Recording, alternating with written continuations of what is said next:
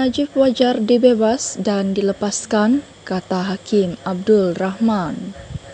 Putrajaya panel Hakim Mahkamah Persekutuan sebelum ini mungkin tidak berlaku adil terhadap Datuk Seri Najib Tun Razak semasa ia mendengar dan menolak rayuan bekas Perdana Menteri itu terhadap sabitan serta hukuman dalam kes SRC International Sendirian Berhad apabila Najib tidak diwakili secara sah, kata Hakim Tunggal yang menentang keputusan majoriti menolak rayuan Najib semalam.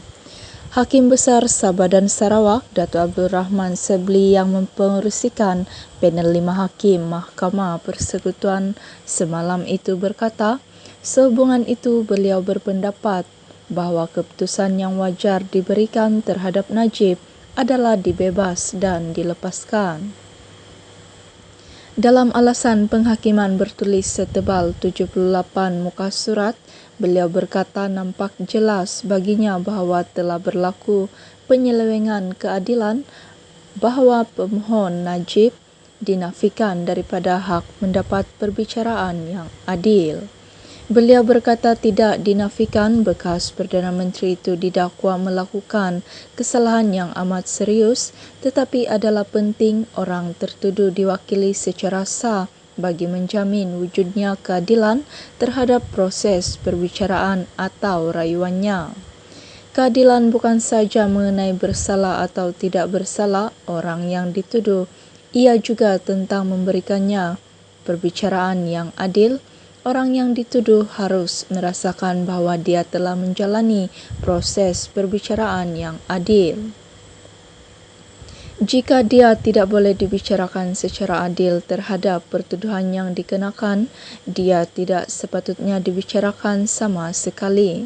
Menafikan tertuduh daripada perbicaraan yang adil adalah satu bentuk ketidakadilan yang serius, katanya dalam penghakiman minoritinya.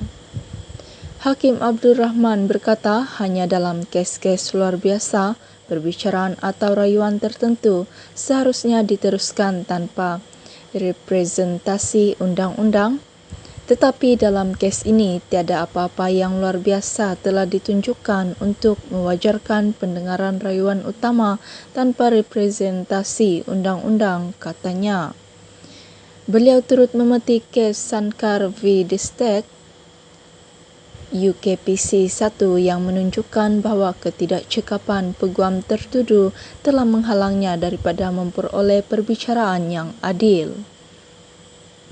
Hakim itu berkata dalam kes berkenaan, Lord Wolf dalam menyampaikan penghakiman Privy Council berkata, dalam keadaan melampau yang menyaksikan defendan dinafikan daripada perbicaraan yang adil, maka walaupun peguam belanya sendiri yang bertanggungjawab terhadap apa yang telah berlaku, Mahkamah Rayuan mungkin perlu membatalkan sabitan itu dan akan berbuat demikian jika didapati berlaku ketidakadilan.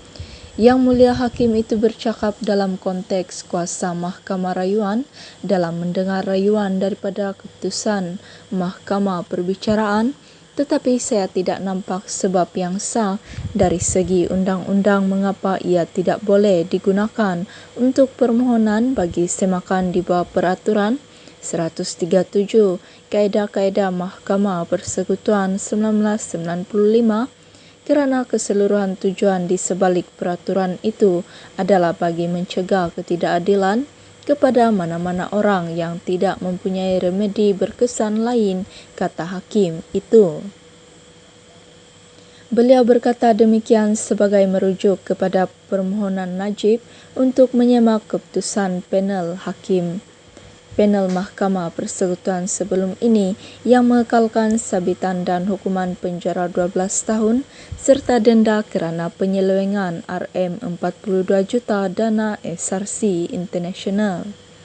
Dalam penghakiman majoriti 4-1, 4 hakim yang menolak permohonan bekas Perdana Menteri itu ialah Hakim Mahkamah Persekutuan, Datuk Vernon Onglam Kiat, Datuk Rosaria Bujang dan Datuk Nordin Hassan, dan Hakim Mahkamah Rayuan, Datuk Abu Bakar Jais.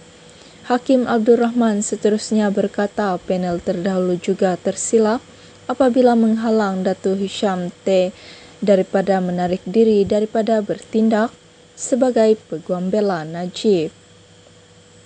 Oleh itu, dari segi undang-undang, pemohon tidak mempunyai representasi undang-undang apabila rayuannya didengar dan ditolak pada 23 Ogos tahun lepas.